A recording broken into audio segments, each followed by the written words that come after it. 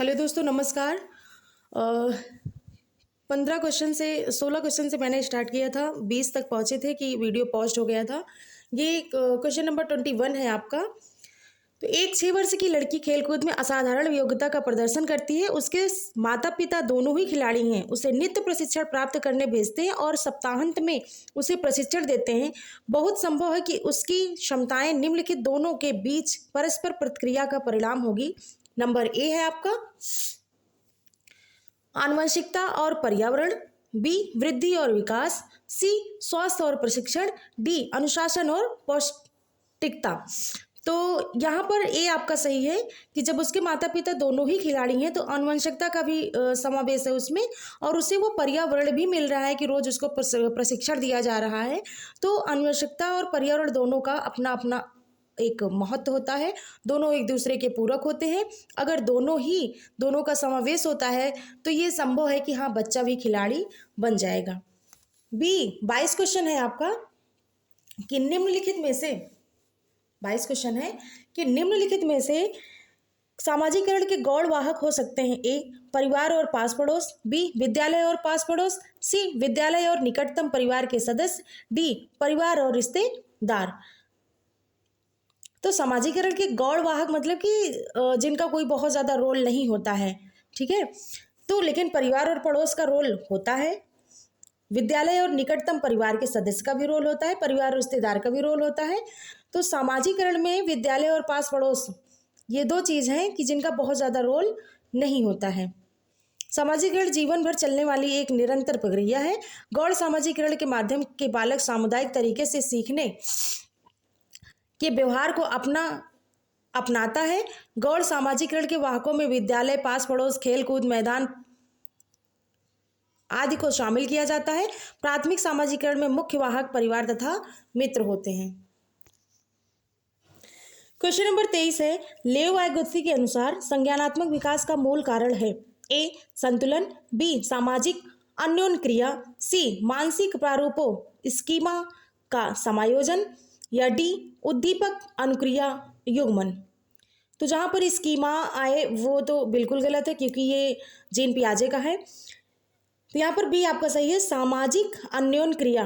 Vygotsky प्रश्न में अगर आ रहे हैं और उत्तर में आपका सामाजिक से संबंधित शब्द मिल रहा है तो वाइगोत्स्की जो है सामाजिक से ही संबंधित है। आंख बंद करके आप टिक कर सकते हैं, सामाजिक अन्योन्य क्रिया। क्वेश्चन नंबर आपका 24 है कि किसी बच्चे का दिया गया विशिष्ट उत्तर कोहलर वर्ग के नैतिक तर्क के सोपानों की विषय वस्तु के किस सोपान के अंतर्गत आता है। क्वेश्चन के क्या है जो नैतिक बच्चों का जो उत्तर है कि यदि आप ईमानदार हैं तो आपके माता पिता आप पर गर्व करेंगे, इसलिए आपको ईमानदार रहना चाहिए।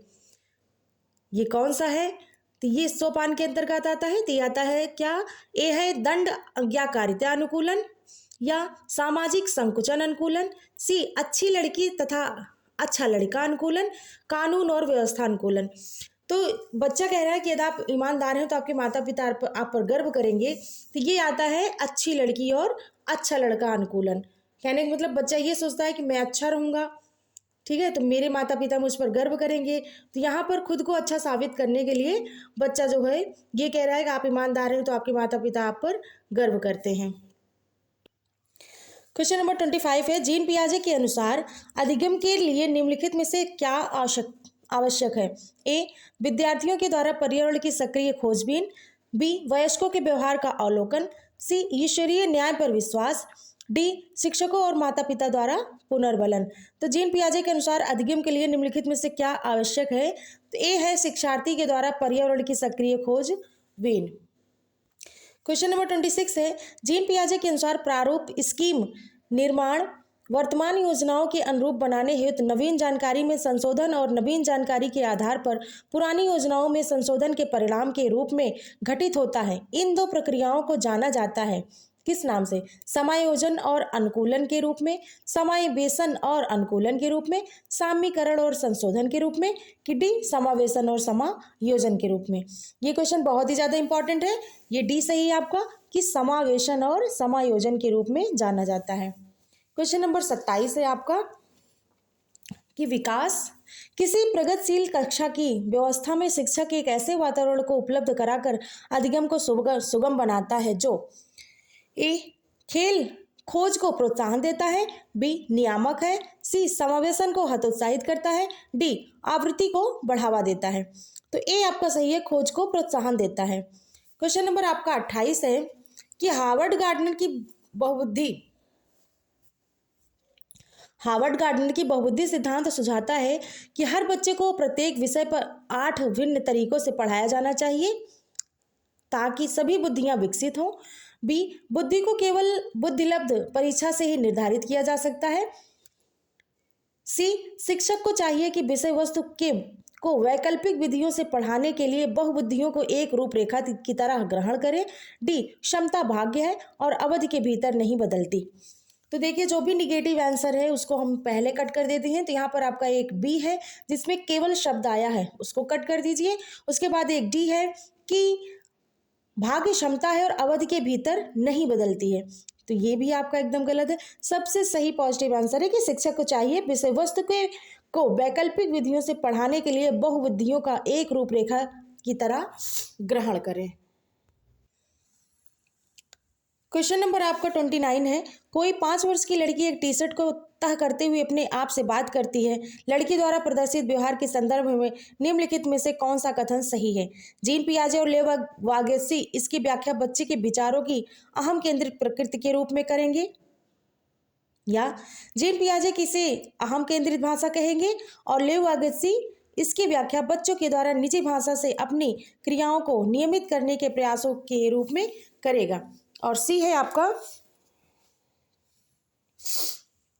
कि सी जीन पियाजे इसकी व्याख्या सामाजिक अन्योन्य क्रिया के रूप में करेंगे और लेव वागेसी इसे खोजबीन मानेंगे। डी है जीन पियाजे और लेव वागेसी इसकी व्याख्या बच्चे के द्वारा अपनी मां के अनुकरण के रूप में करेंगे। तो सबसे सही आप पहले भी जानते हैं कि अगर जीन पियाजे बच्चों की जो भाषा है वो अहम केंद्रित मानते हैं और लेव वागेसी जो है वो बच्चों की भाषा को व्यक्तिगत भाषा या निजी भाषा मानते हैं। तो यहाँ पर क्वेश्चन नंबर आपका बी सही होगा। लास्ट क्वेश्चन है क्वेश्चन नंबर 30। क्वेश्चन नंबर 30 है कि लिंग है, ये पूछ रहा है कि लिंग है मतलब जेंडर क्या है? एक जैविक सत्ता है या शारीरिक संरचना है या सहज गुण है या सामाजिक संरचना है? तो जो ये एक लिंग है वो क्या है? सामाजिक संरचना है। ठीक है, लिंग एक सामाजिक संरचना है। लैंगिक असमानता का आधार स्त्री और पुरुष की जैविक संरचना ही नहीं बल्कि इन दोनों के बारे में प्रचलित रूढ़ छवियां और स्वीकृत सामाजिक मान्यताएं हैं। ये समाज ने निर्धारित किया है कि ये लड़का है, ये लड़की है, लड़के को पढ़ाना चाहिए, लड़की को नहीं पढ़ाना चाहिए, ये करना चाहिए, वो करना चाहिए, ये समाज निर्धारित करता है। इसलिए जो लिंग है वो सामाजिक संरचना है। तो यहाँ पर आपका 30 क्वेश्चन कंप्लीट होता है। ऐसे वीडियो पाने के लिए प्लीज़ चैनल को सब्सक्राइब जरूर करिए, शेयर जरूर करिए, लाइक करिए, कमेंट में हमें ज़रूर बताइए कि आपको वीडियो कैसी लगी। और ऐसे ही वीडियो अगर पाना है तो प्लीज़ प्लीज़ प्लीज़ सब्सक्राइब जरूर करिए। Thank you.